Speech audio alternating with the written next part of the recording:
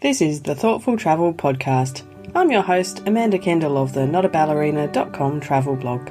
Every episode I'll share travel tales from several fellow travel lovers, and together we hope to entertain and inspire you, remind you of some of your own great travel experiences, and encourage you to hit the road again soon.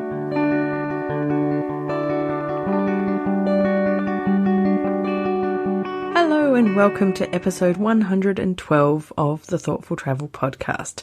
Today we're talking about a topic, the kind of travel that I haven't experienced much, but I'm very intrigued to know more about, and that is wellness travel. So I think I'm always too busy doing other kinds of travel to really stop and enjoy some wellness travel. The closest I got was a stint in a small kind of spa resort, I suppose, in Austria. Certainly when I lived in Germany, I got the impression that it was common and normal to travel somewhere to kind of chill out, relax and be healthy for a week or two. It's quite a tradition of that there. In fact, I was looking up online a little bit about it and found a really interesting New York Times article about the history of sanatoriums in Europe and that tradition of them going for wellness kind of holidays, and they don't even think of them as holidays. I don't think they think of them as important for their health. I certainly heard a lot about that when I lived in Germany, but I'll leave a link to that New York Times article in the show notes, by the way. But my experience of wellness retreats is fairly limited. I have had probably 3 massages in my traveling life, and they tend to be about once a decade because I feel like I'm not a fan of them, but it takes me a while. About 10 years after my last one, I've forgotten why I don't really like it. I'll do it again. I think, it's not really my thing. But I would love to do the kind of like a wellness retreat where someone else cooks you amazing, healthy food, and you get to do lots of walking or being in nature, maybe some meditation or yoga or Pilates, that kind of thing. I think I would enjoy, and I would like to try it someday. But I don't know. I feel like I don't have enough time to travel, and I want to see all the sights and meet all the locals and do all that cool stuff when I'm traveling. So maybe it's just a matter of priorities. But in any case, my 3 guests today gave me a lot of food for thought about wellness travel. They each have a kind of a different tale to tell on some way to travel in a healthy way or to have some kind of healthy experiences as they travel. Now, my first guest is Cheri Shanti, who has had a lot of experience running kind of retreats where people travel somewhere to do some kind of wellness activities and so on. So she had a lot of really interesting stuff to say. On the topic of wellness travel, I think travel is what keeps me well. Mm-hmm. In my culture in the United States, the amount of stress and exposure that we get to media and things that kind of can keep you in this sort of fear propaganda of the world is falling apart and everyone's out to get you and it's not safe anywhere. There's so much of that propaganda in our media. And when I travel, it really helps me to get the perspective that the whole world isn't always falling apart and that actually there's so much magic still available. I've done a lot of work with travel retreats where I take groups or individuals. Sometimes I do one-on-one kind of work with people, take them out of their own cultural context into another country and work with them on redefining their reality as far as how they perceive themselves, their world, creating a life plan, a strategy. And I find that travel and getting out of your container of normal life is such a powerful catalyst for transformation. Mm-hmm. Yoga retreats, I do a lot of work with music and the arts in these places, but also the food itself. And I live in Cuba part of the year now. I have a real long-term love affair with Cuba. And the thing that happens for me when I'm in Cuba is the food is so clean. It's so not filled with GMOs and chemicals and pesticides and all that stuff. So I just become much healthier overall. And there's usually a sort of a detox period that my body goes through, just kind of shedding. And literally, I always lose weight. I get to my ideal weight there. Everything just kind of goes back into its natural place. I think that, when we allow ourselves the opportunity to really absorb the healthy parts of traveling, a lot of times people travel and they go and they party and they drink more and they eat more crap. But if you travel with the mindset of kind of transformation and really going into the opportunity of experiencing something else and experiencing the most powerful health benefits of that place. If you're going to India to study yoga, or if you're going temple dance or anything like that, then it just automatically shifts into a whole different paradigm of travel where you're really absorbing the health and the vitality and the vibrancy of these cultures. So that's one of the things I really love to do. I think one of my favorite events that I've gotten to participate in on a retreat level was a healing event in Guatemala. We did a ceremony in Tikal at the pyramids, and it was a purification ceremony. It was a pretty amazing experience. As a drummer, I'm a percussionist as well, because back in the sort of tradition and the culture, women were forbidden to drum. And I actually got to drum for a healing ritual on top of one of the pyramids in Tikal, which was just, I can't even explain it. This energy came through me that literally I was just all this water, like I was just sweating, just pouring out of me. And it was this purification. And it was literally like fire just kind of like running through me and burning out all the stuff. And people in the ceremony, which were kind of on the ground underneath the pyramid, many of them reported having a similar experience. And it was really interesting later in the evening when we got to share about this and talk about it. It was just this kind of healing that we had just being in this sacred site, this beautiful, amazing container where thousands of ceremonies and rituals and different things had happened in the past. And we got to experience that in our own modern expression of that. So I think that, being able to go to sacred sites, especially, and do healing and transformational work is a really beautiful way to experience the world. Oh, it sounds amazing. That experience in Guatemala sounds, like something very, very special. But I think what you said earlier on about travel being a really powerful catalyst for transformation of any kind is so, so true. Getting yourself away from all of the everyday influences and the everyday parts of life and being in somewhere quite different. I think everything kind of almost physically and mentally opens up to feel something new or to have a new experience. And I think, you can change a lot of things about your life when you're not at home. Yeah, and it's great because travel often will push you out of your comfort zone. And I mean, there's lots of different ways to travel, right? You can go and do the same thing that you do in your country and be comfortable and stay in a really nice hotel and basically almost be in the same container that you are in your own culture. Or you can go and really jump into the roots and the tradition and the rituals and the religions and really gain something for your own personal life that can also transform your whole community, your whole family. I think that my travels, especially to Cuba and the work that I've been doing there, have had a huge influence on transforming my relationship with my family, transforming my relationship with myself and with my whole community, because now I understand a certain dynamic that I really couldn't get in my own culture. I just couldn't get it. It wasn't, for whatever reason, it wasn't accessible to me. And to be able to go there and experience that and to bring it back, that's the real healing, I believe, because then we're taking it from ourselves and our experiences and we're sharing it with the whole world around us. And that's where real transformation can happen on a bigger level, right? When we do the work on ourselves and we heal and we transform ourselves, then we can pass that on. And it's sort of an organic spreading of goodness. I really love the sound of some of Cheri's wellness experiences. Perhaps I just need to go traveling with her to get my wellness kick and to learn to love it. I think that might be the trick. So I'll see you soon, Cheri. Now, my next guest today is Erin Holmes, and she was like me, hadn't done any wellness travel until very recently. And this is the story of her first wellness experience, which, spoiler alert, it was a really good one. Last year was my first time doing wellness travel. Kind of.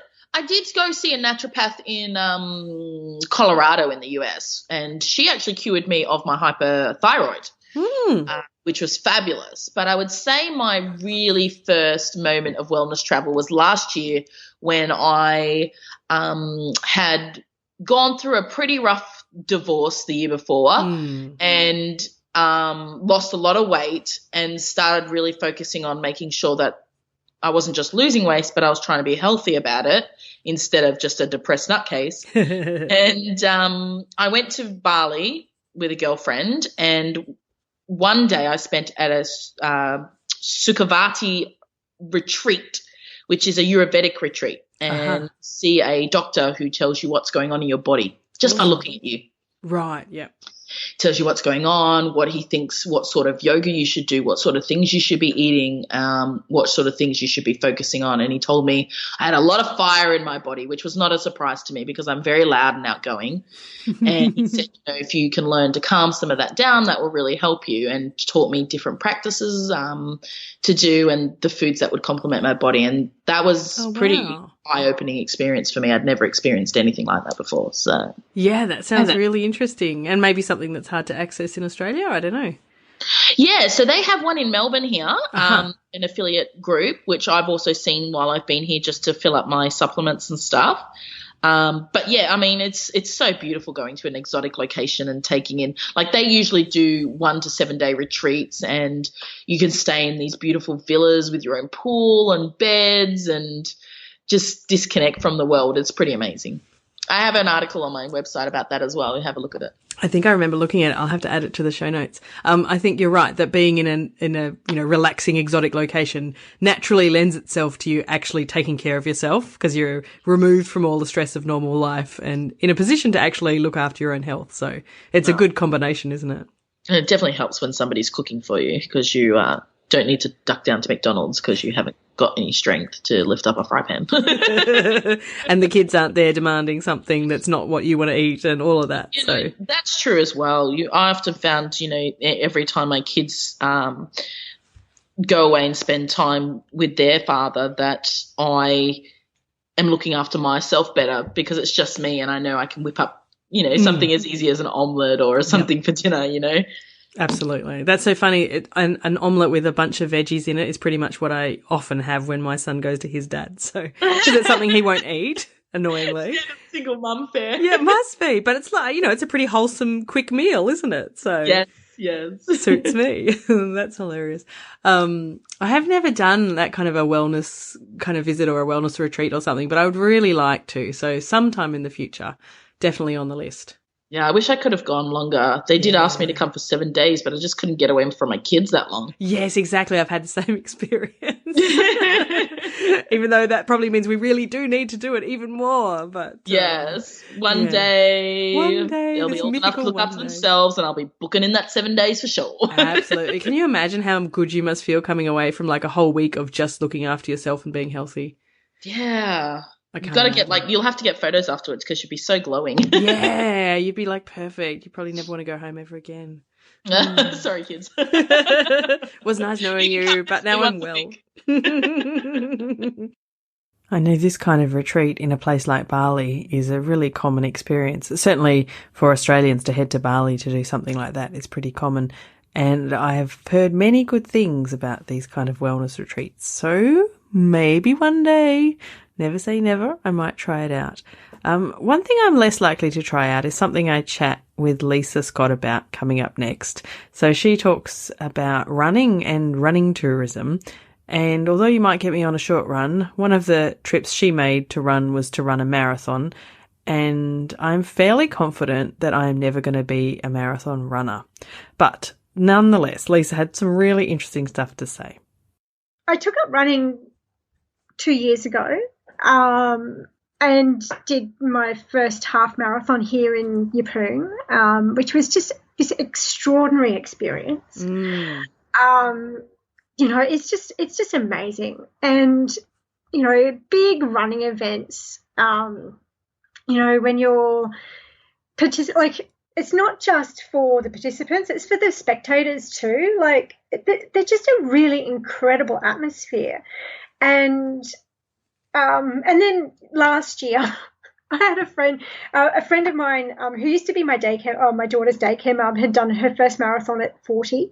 And Cool. she travelled down to Gold Coast to do it, and then she did it again, and then she coached her husband to do it last year. And we have a lot of friends who run marathons, and I watched them last year, and I'd done a half marathon and I'd loved it, and I watched them all last year, and my Facebook feed was covered in everybody finishing the Gold Coast Marathon and telling me how happy they were that they had done that. And I thought, oh my God, these guys are having so much fun, and I want a piece of that. Right. And yep. I had major FOMO. Like major FOMO, because we had so many people that we knew were running in it and had travelled to Gold Coast to do it, or lived in Brisbane and were doing it. You know, it's a major event on the running calendar, and this year it's the 40th anniversary of the Gold Coast Marathon, so it's a big event. Yeah. And when my friend Kate came home, I said, Kate, I'm going to get you to train me for Gold Coast. I'm going to do the full marathon. Wow. And so I'm combining travel and being healthy, but it's not something that is just a one-off. It's something that, like, to train for a marathon now, like when we come to running it in 6.5 weeks time, I would have been training for a full year. Yeah, so it's a big commitment. So you think about like this wellness travel and running tourism, but it's something that you do and you have to do every week before you go. Yeah. So it becomes not just an event, but it becomes a lifestyle. Right. And it becomes part of who you are. And so now I'm, talking, because I now have the confidence to, like my friend Kate has started a running coaching business. So I run with these people, a few times a week. I can't keep up with most of them. They're much too fast for me, and that's fine. And then, I also got started with the Yeppoon Park Run as part of the event team to get it started here in Yeppoon. And then through Park Run, I realised that there is this big underground movement of what's called park run tourism. Oh, really? There is. It's a big thing. So as in people going to other places to take part in Park Run? Specifically to do Park Run. Really? Interesting. Really. Cool. So for us in a small town that's largely, Yeppoon in many ways is a mining town, and we've suffered quite badly in some regards with the downturn in the mining industry. Right. So tourism is really important to bring, investment into the town and to keep our lifestyle going. And we found, through our volunteering with Yeppoon Park Run, that every week we would have somebody come up and introduce themselves to the volunteers, saying, oh, my home park run is, say, for example, Stones Corner in Brisbane or Noosa or whatever. And, we were on our way north and we wanted to see if there was any park runs in the area, and we found that there was a park run in Yeppoon. So we got off the highway and we stayed here overnight. No way. Just so we could do Yeppoon Park Run, and we'll be off in a couple of hours. Wow. And that was happening every week, That's and suddenly amazing. I realised that, this free event, it's got this wonderful community around it. It's not just a local community. The park run's not just a local community thing. It's a global community. And it's free. And, if I wanted to do a park run in the UK when I get there eventually, I've got a ready-made community there that I'm a part of. Yes. You can just look them up and find them, and then they'll be, welcome you with open arms and off you run. Absolutely. Yeah. That's awesome. And so at the start of every park run, I don't know if you've done one yet, but I do encourage you to do it, because when I say it's park run, you don't have to run. This is true. Yeah, they've recently started one just at kind of quite close to me. So I haven't been yet, but I know a lot of my friends go. Yeah. Like you can walk, and because you can do 5 kilometers in about an hour. Yeah. So it's actually not, too onerous in your day. Yes, exactly. That's right. You're not going to end up completely shattered. So Yeah, but if you want to go and do a really fast 5K, a fast 5K is brutal. Yes. So it's like, it's the best of both worlds. If you want to take it easy, you can. If you want to kill yourself, you can. But I like at the beginning of every park run, and most park runs do this. In fact, all of the ones that I've done have said, have we got any first timers here? Have we got any parkrun tourists here? And then everybody calls out, where are you from? They ask, cool. where is your parkrun? And it's a big welcome for coming along today. And we hope you enjoy our course. And, and then you get to chat with them afterwards. It's lovely. And, so whenever I go away, now I try and do a new parkrun. So, why not? That's awesome. Yeah. Yeah, and because all you have to do is turn up in your running gear and take your barcode, and that's all you need. Yeah, and it's a great way to meet local people too. So, if you're staying somewhere for a while, you can pop along to parkrun and you've got an instant kind of local connection.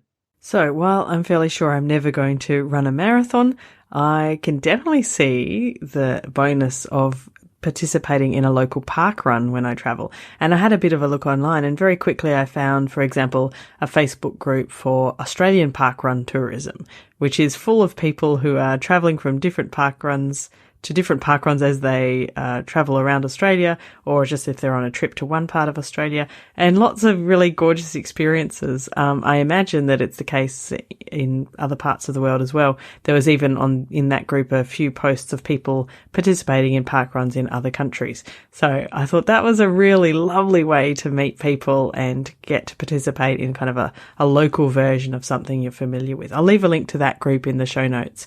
But I think if you search online, you'll probably find even more. So that's really a lovely way to combine, something healthy wellness wise and meeting the locals, which is one of my favorite things. So thank you, Lisa, for that tip. It's awesome.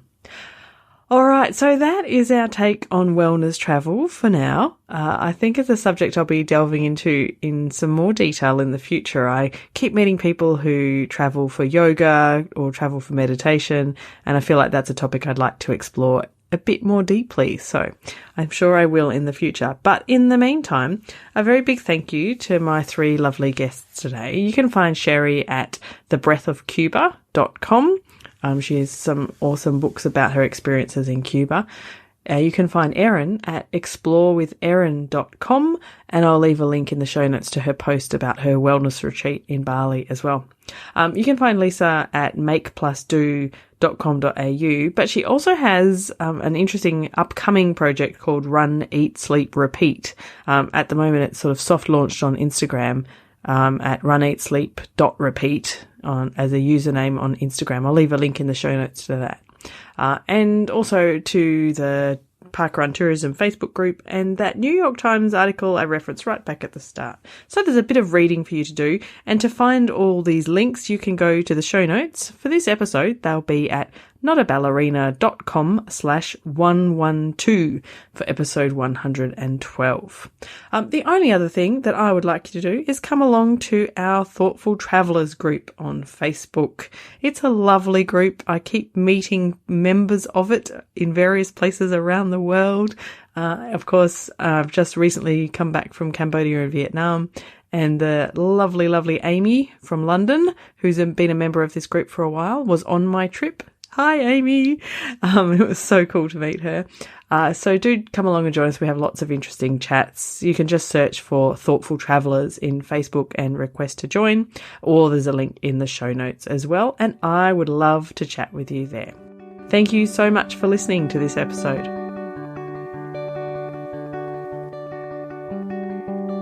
This has been another episode of the Thoughtful Travel Podcast. Show notes and other information are at notaballerina.com/podcast. Join me again soon for another chat about why we travel. Bye for now.